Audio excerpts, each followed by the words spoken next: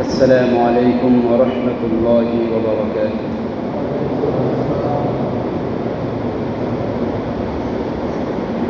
الحمد لله الذي قدر الأرزاق والآجال وأمر بذكره وطاعته بالغدو والآصال، ونشهد أن لا إله إلا الله وحده لا شريك له، ونشهد أن سيدنا ومولانا محمدًا عبده ورسوله، وبشيرًا نذيرًا وداعيًا إلى الله بإذنه، وسراجًا وقمرًا منيرًا. أما بعد، فأعوذ بالله من الشيطان الرجيم. بسم الله الرحمن الرحيم.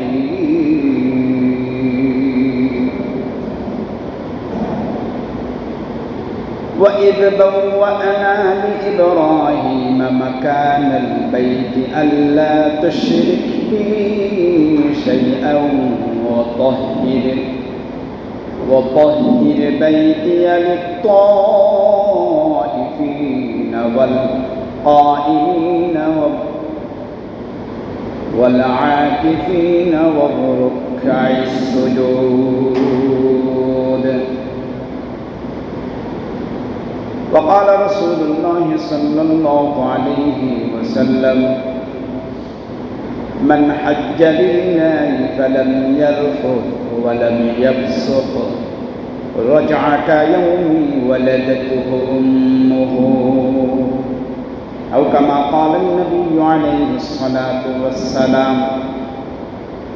وقال الله تبارك وتعالى: إن الله وملائكته يصلون على النبي يا أيها الذين آمنوا صلوا عليه وسلموا تسليما. اللهم صل على سيدنا محمد وعلى آل محمد كما صليت على إبراهيم وعلى آل إبراهيم إنك حميد مجيد. اللهم بارك على محمد وعلى آل محمد كما باركت على إبراهيم وعلى آل إبراهيم إنك حميد مجيد. بلغ العلا بكماله، كشف الدجى بجماله، حسنت جميع خصاله، صلوا عليه وآله. আলহামদুলিল্লাহ, সকল প্রশংসা ওই রব্বে কারীমের দরবারে, যিনি আমাদেরকে দিনের সহি বুঝ দান করে মুসলমান করে মুসলমানের ঘরে জন্ম দিয়েছেন, ঈমান এবং আমলের সাথে দুনিয়ার জিন্দেগি চালানোর তৌফিক দিয়ে মসজিদে এনেছেন। এই জন্য শুকরিয়া আদায় করি আলহামদুলিল্লাহ। আজ আরবি জুলকাদা 3 তারিখ, তেসরা জুলকাদা, 2রা মে 1962। আলোচনার বিষয়বস্তু কাবা শরীফের ইতিহাস। যদি আল্লাহ তৌফিক দেন, হায়াত তাইয়্যিবা নসিব ফরমান, আগামী জুমায় ইনশাআল্লাহ হজের আলোচনা হবে ইনশাআল্লাহ। তো আজ কাবা শরীফের ইতিহাস। আল্লাহ পাক রব্বুল আলামিন সীমিত সময়ে গুরুত্বপূর্ণ বিষয়টা সহি 2-4টা কথা বলে নিজেদের ঈমান এবং আমলের দিকে উৎসাহিত হতে পারি। আমল এবং ঈমানের তারাক্কি হতে পারে, দুনিয়া এবং আখিরাতের কামিয়াবি আসতে পারে। আল্লাহ সেইভাবে বলার এবং শোনার তৌফিক নসিব করুক, আমিন। পৃথিবীতে সর্বপ্রথম মানব আমাদের আদি পিতা হযরত আদম আলাইহিস সালাতু ওয়াস সালাম, এবং সর্বপ্রথম ঘর বাইতুল্লাহ, যেহেতু আলোচনার বিষয়বস্তু কাবা শরীফ বা বাইতুল্লাহ ইতিহাস, তো সর্বপ্রথম আদম, মানুষ জাতির শ্রেষ্ঠ সর্বপ্রথম হলো হযরত পৃথিবীতে এসেছেন, আল্লাহ পাঠিয়েছেন কাকে? হযরত আদম আলাইহিস সালাতু ওয়াস সালামকে। তারপরে আল্লাহ পাক হযরত হাওয়া আলাইহিস সালামকে তৈরি করলেন। তো ইনাদের বসবাস সর্বপ্রথম কোথায় ছিল ভাই? জান্নাতে। কোথায় ছিল? জান্নাতে। সেটা কোরআনে পাকের মধ্যে আল্লাহ তুলে ধরেছেন, ইয়া আদম উসকুন আনতা ওয়া যাওজুকাল জান্নাহ, হে আদম, তুমি এবং তোমার স্ত্রী জান্নাতে বসবাস করো, জান্নাতে থাকো। উসকুন বসবাস করো, সুকুনাত ইখতিয়ার করো, আনতা তুমি, ওয়া যাওজুকা তোমার স্ত্রী, আল জান্নাহ জান্নাতে। তাহলে পৃথিবীতে সর্বপ্রথম মানব জাতি হিসেবে আদম আলাইহিস সালাম, তারপরে তার থেকে আল্লাহ পাক তৈরি করলেন হাওয়া আলাইহিস সালামকে, উভয়ে জান্নাতে বসবাস করতে থাকলেন। তো একটা টাইম আল্লাহ পাক তাদেরকে ওখানে রাখলেন, বললেন মনে যা চায় খাইতে থাকো, যেহেতু জান্নাতের কোনো কিছু অভাব আছে নেই, জান্নাতে কোনো কিছুর অভাব নেই। এই জন্য বলেন অকুলা মিনহা রগাদান হাইসু শিতুমা, ওখানে থাকো, যা মনে চাই খাও। কিন্তু একটা নিষেধাজ্ঞা ছিল, ওয়ালা তাকরাবা হাদিহিস শাজারা ফাতাকুনা মিনাজ যালিমিন, শুধুমাত্র এই গাছটার কাছে যাবে না, উদ্দেশ্য গাছের ফল খাইবে না।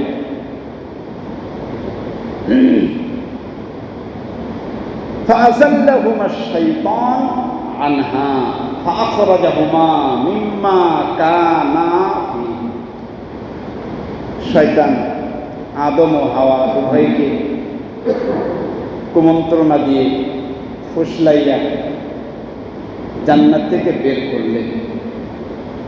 কোথা থেকে বের করলেন? আগে বিষয়টা আমাদের জেহেন পরিষ্কার হওয়া দরকার। মানুষ অন্যায় করে, নেকি করে আর বদি করে, হিসাব নিকাশ দুনিয়ার কাজের সাথে সম্পর্ক। আদম আলাইহিস সালাম জান্নাতে কি করলেন, ওটা ভুল হলো না কি হলো, এটা নিয়ে মাথা খারাপ করার কোনো বিষয় না। কারণ ভুল করার জায়গা দুনিয়ায়। মানুষ যদি অপরাধ করে শাস্তি হয়, সেই অপরাধের জায়গাটা তো দুনিয়া। কথাটা বুঝে আসছে? আদম আলাইহিস সালাম সেখানে ভুল তো করেননি, শয়তান তাকে ফসলাইছে। আর মূল বিষয়টা আমাকে আপনাকে বুঝতে হবে যে জান্নাতে তো থাকার স্থান না, আল্লাহ পাকের উদ্দেশ্য তো তাকে দুনিয়ায় আনবেন, দুনিয়ায় মানুষের আবাদ করাইবেন, ঠিক না? দুনিয়ায় আনবেন, দুনিয়ায় এনে ঈমান এবং আমল তৈরি করবে, যে ঈমান আমল তৈরি করে মারা যাবে, ইন্তেকাল করবে, তাকে জান্নাতে দিবে। যে আদম আলাইহিস সালামের অনুসরণ না করে ঈমান এবং আমলের বিরুদ্ধাচরণ করে চলবে, তাকে জাহান্নামে দেবে। এই কারণে আদম আলাইহিস সালামকে তো আল্লাহ পাক দুনিয়ায় আনবেন, শয়তানকে দিয়ে এভাবে একটা কৌশল করলেন। এই জন্য তিনার কোনো ভুল না। আর যদি কোনো ভুল বলেও থাকে, ভুল জান্নাতে ভুল করলে সেটা তো কোনো ভুল না। আল্লাহ পাক রব্বুল আলামিন তিনাকে দুনিয়ায় এনেছেন অনেক দিন, দুইজনকে দুই প্রান্তে আল্লাহ পাক পাঠাইলেন, সাক্ষাৎ নেই। এরপরে একটা সময় সাক্ষাৎ আল্লাহ পাক করাই দিলেন। সে কোথায়? আরাফার ময়দানে। আমরা জানি বিষয়টা, ঠিক না? আদম এবং হাওয়া উভয়ের সাক্ষাৎ কোথায় পাইল? আরাফার ময়দানে। জান্নাতে তো একসাথে ছিলেন, পৃথিবীতে আনলেন, কিন্তু আনার পরে দুইজন দুই জায়গায়, পরিচয় নাই, মিল হইতেছে না, সাক্ষাৎ হয় না। অনেক দিন পরে আল্লাহ পাক রব্বুল আলামিন আরাফার ময়দানে দেখা সাক্ষাতের ব্যবস্থা করে দিলেন। এখন দেখা সাক্ষাৎ হলো, যেইভাবে থাকতে হবে, চলতে হবে, সেই সিস্টেমেই হলো। বাকি এখন ইবাদত তো করতে হবে না? ইবাদত করা লাগবে। ইবাদত করতে হলে একটা ইবাদত গাহ লাগবে, ইবাদত করার জায়গা লাগবে, সেইটা মসজিদ। সেইটা কি? মসজিদ। তো দুনিয়ায় সর্বপ্রথম মানুষ হলো আদম আলাইহিস সালাম, সর্বপ্রথম ঘর হলো বাইতুল্লাহ কাবা শরীফ। তো এখন ইবাদত করবেন, ইবাদতের জায়গা লাগবে। আল্লাহ পাক রব্বুল আলামিন ফেরেশতার মাধ্যমে জায়গা দেখায় দিলেন। ঠিক ওই জায়গায় হযরত আদম আলাইহিস সালাম কাবা শরীফ তৈরি করলেন, কাবা নির্মাণ করলেন, বাইতুল্লাহ তৈরি করলেন।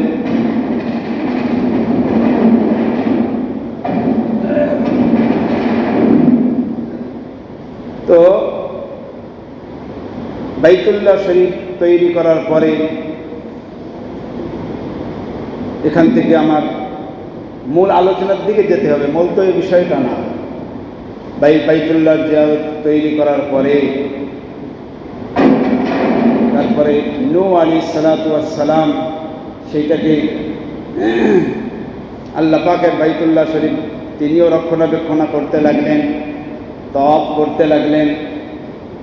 নূহ আলাইহিস সালামের প্লাবনে বাইতুল্লাহ শরীফটা মুনহাদিম হয়ে যায়, তার অস্তিত্ব থাকে না। তারপরে আল্লাহ পাক রব্বুল আলামিন ইব্রাহিম আলাইহিস সালামকে দিয়ে পুনরায় আবার সেই বাইতুল্লাহ শরীফকে তিনি নির্মাণ করান। তাহলে আদম আলাইহিস সালাম সর্বপ্রথম মানব, আর বাইতুল্লাহ সর্বপ্রথম ঘর। এটা কোরআন পাকের মধ্যে আল্লাহ পাক ঘোষণা করেছেন, ইন্না আউওয়ালা বাইতিন ওয়ুদিআ লিন-নাস।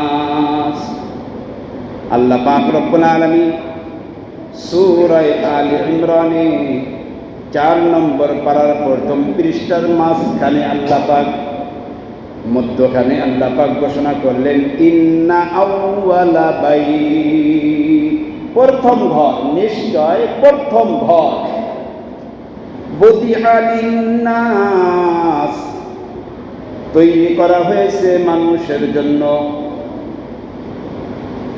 ওয়ুদিআ লিন-নাস লাল্লাযী বিবাক্কাতা মুবারাকা। বাক্কা, মক্কার আরেকটি নাম হলো বাক্কা। আগে বাক্কা নামে পরিচিত ছিল, কুরআনে পাককে সেটাই সাপোর্ট করে। মক্কার নাম আরেকটি কি ছিল? বাক্কা। লাল্লাযী বিবাক্কাতা মুবারাকা, প্রথম ঘর মক্কায় এবং বরকতময় একটা ঘর। সুবহানাল্লাহ, বরকতময়, রহমতের ঘর, রহমতের জায়গা। কেমন রহমত?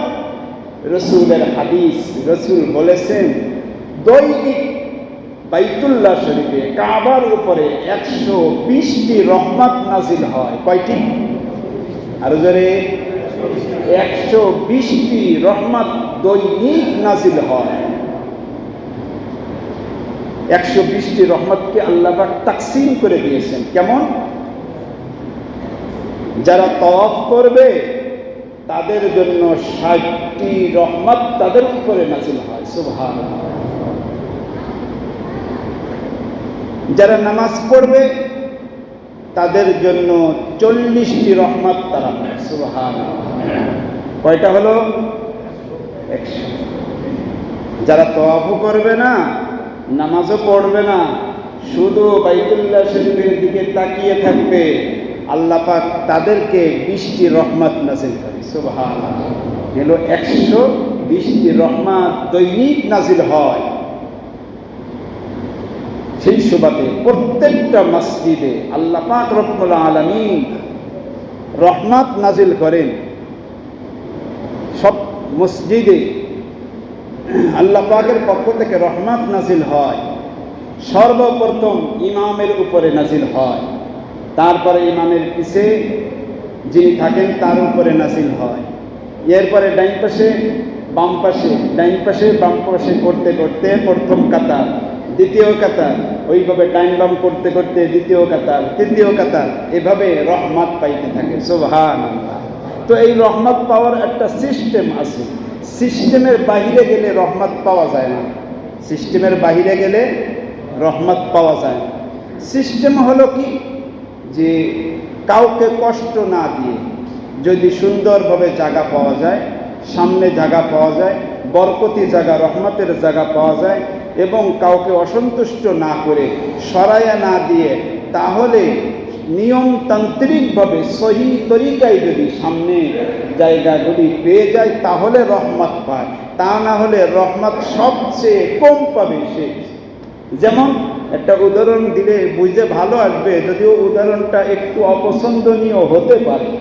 সেটা হলো কি, লুডো খেলে না মানুষ, লুডো, লুডোর অপর সাইডে সাপ খেলা আছে না, আছে না? সাপ খেলা আছে। সাপ খেলা ওই সাইডটা খেলতে গেলে যদি গুটি ময়ের নিচে আসে তাহলে গুটি উঠে যায় কিনা? উঠে না। সাপের মাথায় পড়লে সাপের নিচে একদম লেজের কাছে চলে যায় কিনা? মসজিদের নিয়ম অনুযায়ী যদি সামনের কাতারে নিয়ম অনুযায়ী পায় তাহলে ময়ের মতো নিচে পড়লেও তার আমল উপরে চলে যায়। আর যদি নিয়ম ছাড়া মসজিদে জায়গা দখল করে, সাপের মুখে গেলে যেমন নিচে যেতে হয়, ঠিক তদরূপ সওয়াবের আমলের দিক দিয়ে তাকে পিছিয়ে যেতে হয়, যদিও দেখা যায় সামনে। আল্লাহ এই জন্য নিয়ম অনুযায়ী রহমত পেতে হবে। আল্লাহ কবুল করুক, বলি আমিন। তো হযরত নূহ আলাইহিস সালামের পরে ইব্রাহিম আলাইহিস সালামকে দিয়ে আল্লাহ পাক বাইতুল্লাহ শরীফ নির্মাণ করাইলেন। তাহলে বাইতুল্লাহ শরীফ নূহ আলাইহিস সালামের প্লাবনের পরে মুনহাদিম হওয়ার পরে আল্লাহ পাক রব্বুল আলামিন ইব্রাহিম আলাইহিস সালামকে দিয়ে আবারও এটাকে তৈরি করেন, যেটা কোরআনে পাকের মধ্যে আল্লাহ বলেন, ওয়াইদ ইয়ারফাউ ইব্রাহিমুল কওয়াইদ মিনাল বাইতি ওয়া ইসমাঈল।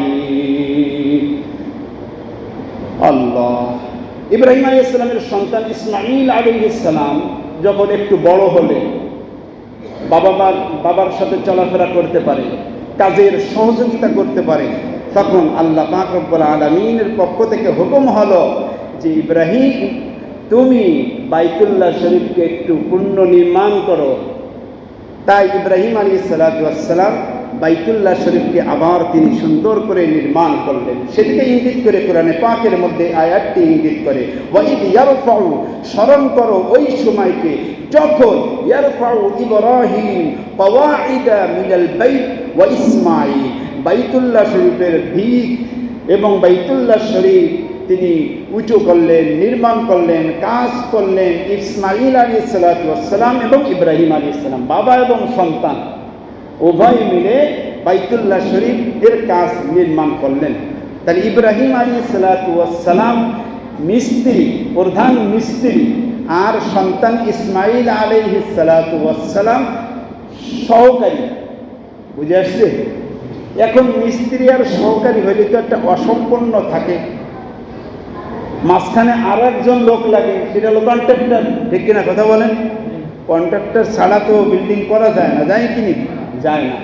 যদি করে তাহলে সরকারি দেশি আইনের বিরুদ্ধে কাজ, ঠিক কিনা?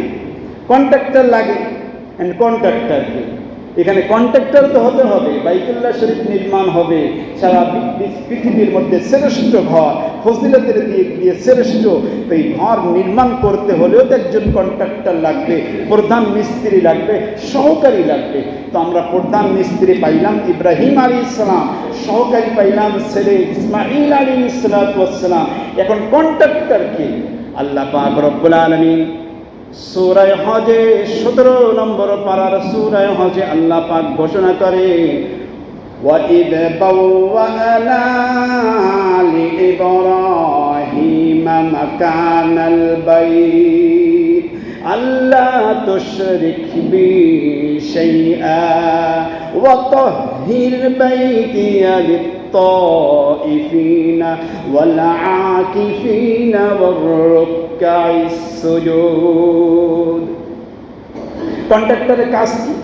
এই জায়গায় পাশে এতটুকুন, লম্বা এতটুকুন হবে, উচ্চতা এতটুকুন হবে, এতটা বালি দিবা, এতটা খোয়া দিবা, এতটা সিমেন্ট দিবা, ঠিক না? আল্লাহ পাক রব্বুল আলামিন ওয়াইদ বাওয়ানা লিইব্রাহিম, আল্লাহ পাক রব্বুল আলামিন জায়গা নির্ধারণ করে দিলেন।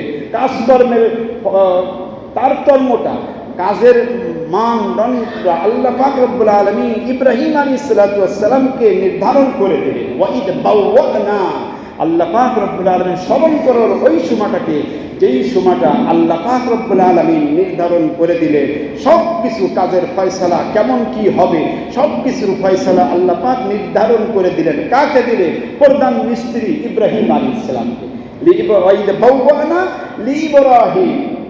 ইব্রাহিম আলাইহিস সালামকে নির্ধারণ করে দিলেন কিভাবে কাজ করতে হবে। হ্যাঁ, কাজ করার পরে যখন সুন্দর কাজ হয়ে যায়, পরিপূর্ণ হয়ে যায়, মোকাম্মল হয়ে যায়, তখন তোমার কাজ, মুসল্লিদের কাজ, কমিটির কাজ, কি কাজ? ওয়াতাহহির বাইতিয়া লিত-তাইফিন, মসজিদ সুন্দর পরিষ্কার করা, ইমাম মুয়াজ্জিন খাদেমের দায়িত্ব সুন্দর করে পরিষ্কার পরিচ্ছন্ন করা। ইসমাঈল আলাইহিস সালাম ইব্রাহিম আলাইহিস সালামকে আল্লাহ পাক সেটা বললেন, তৈরি তো হয়ে গেল, সুন্দর করে তৈরি হলো। এখন সুন্দর পবিত্র পরিষ্কার রাখতে হবে। কাদের জন্য? ওয়াতাহহির বাইতিয়া লিত-তাইফিন, যারা নামাজে আসবে, সিজদা করতে আসবে, তওয়াফ করতে আসবে, তাদের জন্য পাক ও পবিত্র পরিষ্কার সবসময় তোমাকে রাখতে হবে। এটা হলো নোংরা ময়লা থেকে পরিষ্কার। আরেকটা পরিষ্কার, ওয়াতাহহির বাইতিয়া লিত-তাইফিন ওয়াল আকিফিন ওয়ার রুকাইস সুজুদ আল্লা তুশরিক বি শাইআ। আয়াতের মধ্যে একটা অংশ আছে, সেটা হলো শিরকের অপবিত্রতা থেকেও বাইতুল্লাহ শরীফকে পরিষ্কার রাখতে হবে। এখানে কোনো গায়রুল্লাহর নামে কোনো সিজদা হবে না, উলঙ্গ অবস্থায় সিজদা হবে না, বেহুরমতি অবস্থায় মসজিদে চলবে না, মসজিদে বাইতুল্লাহ কোনো মারামারি কাটাকাটি চলবে না, গালাগালি কোনো রকম ফজরি চলবে না। এগুলোর থেকেও পরিষ্কার পবিত্র রাখতে হবে। আল্লাহ তৈরি করলেন ইব্রাহিম আলাইহিস সালাম, ইসমাঈল আলাইহিস সালামের সহযোগী হলেন। তো কিভাবে কাজ করবে? কন্ট্রাক্টরকে, প্রধান মিস্ত্রিকে ইব্রাহিম আলাইহিস সালাম, সহকারী ইসমাঈল আলাইহিস সালাম। কাজ চলতেছে। একটা টাইম কাজ করতে করতে গাঁথনি দিতে এখন আর হাতে পাওয়া যায় না। এখন আমাদের লাগে কি, মাছা পাততে হয়, বাড়া বানতে হয়, হয় কিনা? ওই জায়গা তো আর বাড়া নাই, মাছা পাইতেছে না। আল্লাহ পাক রব্বুল আলামিনকে বলেন, ইব্রাহিম রব্বে কারীম, কিভাবে এখন আর হাতে নাগাল পাই না। আল্লাহ পাক বলেন, ইব্রাহিম তোমার কষ্ট করা লাগবে না, টেনশন করা লাগবে না। আমি কন্ট্রাক্টর, কিভাবে আমার ঘর তৈরি হবে আমি রব্বে কারীম সে ফয়সালা করে রেখেছি। সুবহানাল্লাহ। সরকার 10 তলা কমপক্ষে বিল্ডিং হলে লিফট ছাড়া বিল্ডিং করতে পারবে না, নিয়ম না? লিফট করতে হবে। লিফট কি? সহজ, ওঠার জন্য একটা সহজ ব্যবস্থা। তো আল্লাহ পাক রব্বুল আলামিন এটা অটো লিফট তৈরি করে দিলেন। আমাদের লিফটে তো সুইচ টিপ দিতে হয়, কয় তলায় যাইব সেখানে সুইচে চাপ দিতে হয়, নিচে নামতে হলেও চাপ দিতে হয়, ঠিক না? কারেন্ট না থাকলে তো ঝামেলা। কিন্তু ওই লিফটে, এই জন্যই অটো লিফট বললাম, ওই লিফটে সুইচ লাগে না, কারেন্টের কোনো প্রয়োজন হয় না, কয়তলা থেকে কয়তলার প্রয়োজন হয় না। আল্লাহ পাক রব্বুল আলামিন এমন লিফটের ব্যবস্থা করে দিলেন, এমন বাড়া ব্যবস্থা করে দিলেন, এমন একটা সুন্দর অবস্থা করলেন যে যখন যতটুকুন উঠতে প্রয়োজন হয়, একটা ইটের গাঁথনি হলো, আবারও লাগবে উঠতে, আবারও উঠতেছে, একটা লিফটের ব্যবস্থা করে দিলেন। সেটা হলো মাকামে ইব্রাহিম, একটা পাথর। যারা হজে গিয়েছেন দেখেছেন তওয়াফের সময় মিডিলে ওইখানে একটা সুন্দর করে একটা পাথর সংরক্ষণ করে রেখে দেওয়া হয়েছে, দেখা হয়েছে না? ঠিক কাবা শরীফের দরজার একটু পিছন সাইডে এটাকে বলা হয় মাকামে ইব্রাহিম। ইব্রাহিম আলাইহিস সালাম পায়ের দুটো ছাপ সেখানে আসেন। ওই পাথরের উপরে দাঁড়িয়ে তিনি কাবা শরীফ নির্মাণ করেছিলেন, গাঁথনি দিয়েছিলেন। আল্লাহ। তো গাঁথনি দিলেন, কাজ করলেন, কাজ হয়ে গেল। বাইতুল্লাহ শরীফ যখন কাজ শেষ হয়ে গেল, আল্লাহ মসজিদ আপনারা যখন নির্মাণ করেছেন, নির্মাণ করার পরে এদিক তাকাইলে ভালো হয়, মসজিদ যখন সুন্দর করে করেছেন, এখন একজন ইমাম লাগে না? সাবেক 2 ইমাম কমিটি আপনারা স্মরণ করেছেন, গহরডাঙ্গা মোহতামিম সাহেব আমাকে পাঠিয়েছে, ঠিক না? বাইতুল্লাহ শরীফ ইব্রাহিম আলাইহিস সালাম ইসমাঈল আলাইহিস সালাম তৈরি করলেন, হয়ে গেল। এখন বাইতুল্লাহ শরীফের একজন খতিব লাগবে, ইমাম লাগবে, মুতাওয়াল্লি লাগবে। এখন আল্লাহ পাক রব্বুল আলামিনের কাছে ওই কাবা শরীফে বুক লাগাইয়া মিজাবে রহমত, কাবা শরীফে মুখ লাগাইয়া আল্লাহ পাক রব্বুল আলামিনের নবী ইব্রাহিম আলাইহিস সালাম মিজাবে রহমতের ওখানে তিনি বুক লাগাইয়া আল্লাহ পাকের কাছে চাইতেছে, আল্লাহ তুমি কন্ট্রাক্টর হইয়া পরামর্শ দিলা, আমি ইব্রাহিম সন্তান ইসমাইলকে নিয়ে মোকাম্মল করলাম, এখন তো মসজিদের একজন ইমাম লাগবে। রব্বানা ওয়াবা'আস ফীহিম রাসূলাম মিনহুম ইয়াতলু আলাইহিম আয়াতিকা ওয়া ইউআল্লিমুহুমুল কিতাবা ওয়াল হিকমাতা ওয়া ইউযাক্কিহিম ইন্নাকা আনতাল আজিজুল হাকীম। ইব্রাহিম আলাইহিস সালাম কাবা শরীফকে বুকে জড়াই ধরে আল্লাহ পাকের কাছে চায়, মাওলা তোমার হুকুমে ঘর নির্মাণ করলাম, এখন একজন রসুল চাই, ইমাম চাই, যে মসজিদের মুতাওয়াল্লি, মসজিদের ইমামতি দায়িত্ব করবে, মসজিদের খুতবা দিবে, বয়ান করবে, ওই রকম একজন রসুল তোমার কাছে চাই। রব্বানা, হে রব, ওয়াবা'আস, পাঠান, ফীহিম, আমাদের তাদের মধ্য থেকে, এই তো ইসমাঈল আলাইহিস সালামের বংশধরের মধ্য থেকে, আমার বংশধরের মধ্য থেকে, মিনহুম, কাজ হবে চারটা। কয়টা কাজ? এমন একজন রাসূল পাঠান, কাজ হবে চারটা। কয়টা? রব্বানা ওয়াবা'আস ফীহিম রাসূলান, একজন নবী চাই, ইয়াতলু আলাইহিম আয়াতিকা, এক নম্বর কাজ হবে ওই নবী, ওই ব্যক্তির এক নম্বরে কাজ হবে কোরআন তেলাওয়াত করবে। কি করবে? ওয়া ইউআল্লিমুহুমুল কিতাব, শুধু একা পড়লে চলবে না, এই কোরআনে পাক অন্যকেও শিক্ষা দিতে হবে।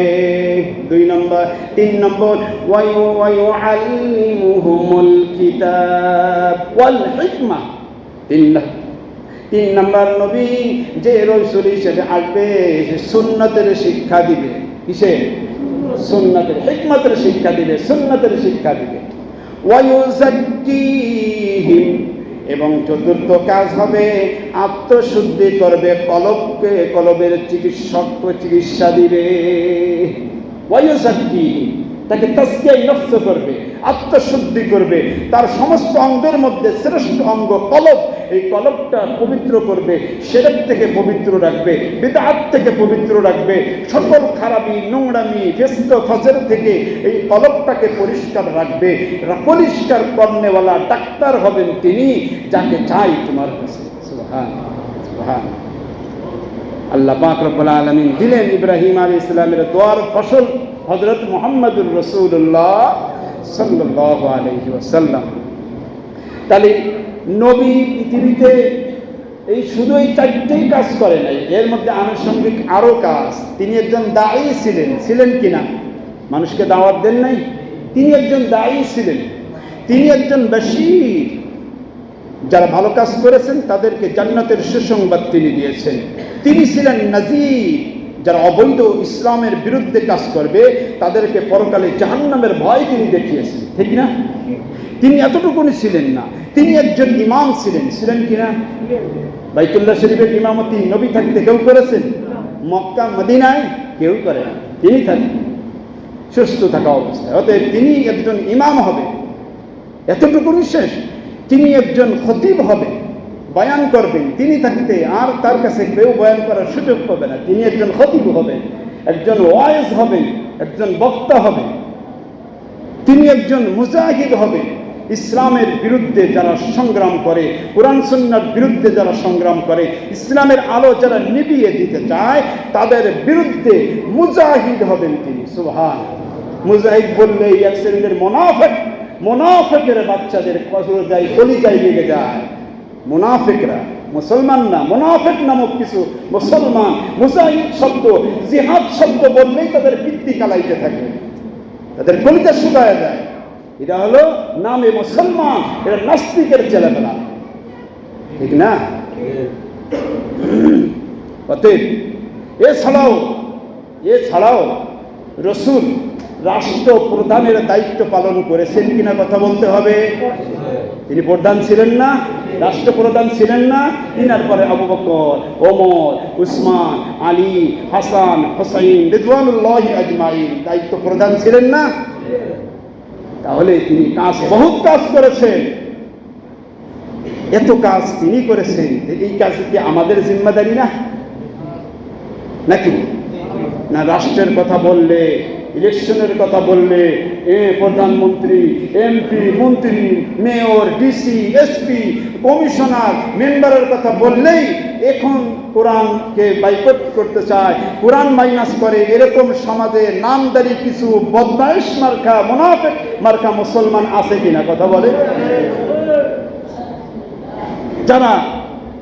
যারা রাষ্ট্রকে ইসলাম দিয়ে সাজাইতে চায় না, কোরআন সুন্নাহ বাদ দিয়ে সাজাইতে চায়, এদের মধ্যে মুনাফিক কুফরি আলামতে ভরপুর, ঠিক কিনা? আল্লাহ তাহলে রাসূল পৃথিবীতে এসেছেন ওয়া ইউআল্লিমুহুমুল কিতাবা ওয়াল হিকমা ওয়া ইউযাক্কিহিম, কোরআন দিয়ে, সুন্নাত দিয়ে মানুষকে, সমাজকে সাজাইবে, সমাজকে হিদায়াতের পথ দেখাইবে। আর যারা এই কোরআন ইসলামের বিরুদ্ধে কথা বলে তারা কি মুসলমান? যারা কমজোরির কারণে, ঈমান দুর্বলতার কারণে ইবাদত করতে পারে না, নামাজ পড়ে না, তারা ফাসিক, কিন্তু কাফের না। তারা কি ফাসিক, কাফের? কিন্তু যারা নামাজকে অস্বীকার করে তারা এক বাক্যে তারা কি? ঠিক তদরূপ রাষ্ট্রীয়ভাবে ইসলাম প্রতিষ্ঠিত করার পিছনে যাদের সন্দেহ থাকে তারা কাফের। তারা কি? কাফের। বর্তমান ডক্টর ইউনূসের মাতাহাতে আন্ডারে বেশ অনেক সংস্কার কমিশন তৈরি করেছে। এটা তো আপনারা আমার চেয়ে ভালো বোঝেন, এগুলো আমার একটু কমই বুঝি। করছে না? অনেক সংস্কার কমিশন তৈরি করেছে, তাদের মধ্যে একটি হলো মহিলা বিষয়ক কমিশন আর মহিলা বিষয়ক সংস্কার কমিশন, ঠিক কিনা বলেন?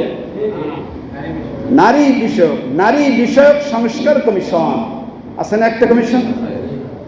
এই জাতিগুলা কি চায়? দেশটাকে বিশ্বাখানায় পরিণত করতে চায়, এছাড়া কোনো উদ্দেশ্য আছে? এরা কারা? এদের কথাবার্তা শোনেন, এদের অবস্থা দেখেন, এরা কি চায়? এরা একটা প্রস্তাব দিয়েছে, একটা প্রস্তাব 380 পৃষ্ঠার একটা বই, 380 পৃষ্ঠার, এবং তাদের প্রস্তাব ছিল কয়টা? 433টি প্রস্তাব 380 পৃষ্ঠায়। তার মধ্যে সরাসরি 10টা প্রস্তাব কোরআন সুন্নাহ ইসলামের বিরুদ্ধে। তাহলে এই জাতিগুলো, এই নারী বিষয়ক সংস্কার কমিশন, এরা কি মুসলমান? যারা এদের সহযোগিতা করে মুসলমান? যারা এদের দায়িত্ব প্রস্তাবকে ভালোবাসে এরা মুসলমান? কোনোদিন হতে পারে না। হয়তো আমি আপনি তাকে বলতে পারি না, বলার ক্ষমতা নেই, কিন্তু ইসলাম কি বলে এটা আমাদের দেখতে হবে। অতএব তাদের কি দাবি? 10টার মধ্যে বলার তো সুযোগ নেই, সময় শেষ। তাদের 1 নম্বর তাদের কথা ছিল যে একজন পুরুষ যেই সম্পদ, বাপের সম্পদ, মায়ের সম্পদ পাবে, একজন পুরুষ যা পাবে, ইসলাম আল্লাহ পাক বলে দিয়েছেন একটা পুরুষ যতটুকু সম্পদ পাবে তার অর্ধেক একটা মেয়ে পাবে, মহিলা পাবে। এটা কি আল্লাহ পাকের বিধান না? তারা বলতে চায় না, পুরুষ যতটুকু পাবে নারীও ততটুকু পাবে। নাউজুবিল্লাহ। এরা কি মুসলমান? এরা তাদের শরীর বিক্রি করে যৌন তৃপ্তি মিটাইয়া তারা শ্রম চায়, চাকরি, এটা তারা চাকরি পেশায় নিতে চায়। এইটাই প্রস্তাব দিয়েছে যে তাদের প্রতিটা কাজ বিরতি করে এটা যা ইনকাম করবে তাদেরকে এই ইনকামটা, এটা তাদের শ্রম, এটা চাকরির বিনিময়ে তারা এটা বোঝাতে চায়। নাউজুবিল্লাহ। বলতো এটা কি ভালো? তাহলে যারা পাশ করবে আমি বলবো তোমার স্ত্রী, তোমার মেয়েকে প্রতিটা ব্যক্তিতে তুমি পাঠায় দাও। আর যারা প্রস্তাব দিয়েছে আমি বলবো তাদের তো কাজই এইটা। অতএব এটাতে তাদের ইজ্জত সম্মান বলতে তাদের কোনো বিধায় কাজ করে না। বুঝে আসছে ভাই? কষ্ট পাইলেন? এরা ইসলামের ভাষায় যদি সভ্যভাবে বলতে হয় তাহলে এরা হলো দায়ুস। ইসলামের ভাষায় সভ্য সুন্দরভাবে যদি বলতে হয় এরা হলো দায়ুস। আর যদি আমাদের বাংলা আমাদের ভাষায় সমাজের ভাষায় যদি বলতে হয় তাহলে এরাই বিশ্বাস। কষ্ট পাইলেন? আরেকটু যদি বলি খানকিও বলতে পারি, নাউজুবিল্লাহ, আল্লাহ তুমি এরকম শব্দ কেন বলি? আমার সমাজের মানুষ, আমার মুসলমান ভাইদের বোঝা দরকার যে সমাজ আজ কোন দিকে যাইতে চায়, কি বলতে চায়। অতএব মুসলমান জাতি বাংলাদেশে পৃথিবীতে যতদিন আছে ইসলামের বিরুদ্ধে কথা বলবে, কোনো সরকারকে কেউ এটা করা ছাড় দেওয়া ঠিক হবে না। মুসলমান পৃথিবীতে রক্ত থাকতে ইসলামের বিরুদ্ধে কোনো সংগ্রাম, কোনো প্রস্তাব বাস্তবায়ন হবে এটা করতে দেওয়া হবে না, ঠিক আছে না? ইনশাআল্লাহ। এর জন্য যদি জীবন লাগে জীবন দেবো ইনশাআল্লাহ, ঠিক আছে না? এর যদি জান লাগে জান দিব, মাল লাগে মাল দিব, সময় লাগে সময় দিব। এই সমস্ত বেদি, এই সমস্ত কুচক্র মহলকে বাংলাদেশে ঠাই দেওয়া যাবে না। তাসলিমা নাসরিন বলেছিল থাকতে পারে নাই, দিল্লি গেছে, ঠিক না? এই জন্য ইসলামের বিরুদ্ধে কথা বললে থাকা যায় না দেশে। এই জন্য বলবো আগামীকাল হেফাজতে ইসলাম ডাক দিয়েছেন ঢাকা সরওয়ার্দী উদ্যানে, ডাক দিয়েছে না? কেন? এই একমাত্র নারী বিষয়ক কমিশন, নারী বিষয়ক সংস্কার কমিশনের এই প্রতিবাদ, যাতে তারা কেন, কত বড় সাহস, এই সাহসকে দিল প্রতিবাদ সমাবেশে যাওয়ার নিজাত আছে না? ইনশাআল্লাহ, ইনশাআল্লাহ যদি আমরা পারি, যদি সেইভাবে লোকজন হয় যোগাযোগ আমরা করব। যদি একটা গাড়ি, দুইটা গাড়ি নেওয়ার মতো হয় যোগাযোগ করবেন ইনশাআল্লাহ, তাহলে আমরা সেভাবে ব্যবস্থা করব। আর যদি ওইভাবে একত্রে যাওয়ার ব্যবস্থা না হয়, কিন্তু ইনফিরাদিভাবে হইলেও গাড়ি ঢাকা, এই সমস্ত গাড়িগুলো ঢাকায় যায় ইনশাআল্লাহ, আমরা ওইভাবে আগামীকাল সকাল থেকে শুরু হবে 1টা পর্যন্ত। এই জন্য যত সকালে যাওয়া যায় ইনশাআল্লাহ আমরা প্রস্তুতি থাকবো। এই সমস্ত নারী বিষয়ক সংস্কার কমিশনকে এদেরকে বোঝানো দরকার বাংলাদেশে মুসলমান এখনো আছে, বাংলাদেশের মুসলমানের রক্ত এখনো ইহুদি খ্রিস্টানের রক্তে রঞ্জিত নয়। অতএব ছাড় দেওয়া যাবে না, সে যেই হোক না কেন, ঠিক আছে না? ইনশাআল্লাহ দেশের সরকার কেন, যেই হোক না কেন, ইসলামের বিরুদ্ধে কথা বলে, ইসলামের আইন বিরুদ্ধে কথা বলে কোনো হুকুম পাশ করা, এটা কোনো মুসলমান সইতে পারে না। আল্লাহ পাক আমাদেরকে কোরআন নিয়ে, সুন্নাহ নিয়ে, ইসলামের পথে অটল অবিচল থাকার তৌফিক দান করুক। আমিন। ওয়া আখিরু দাওয়ানা আনিল হামদুলিল্লাহি রাব্বিল আলামিন।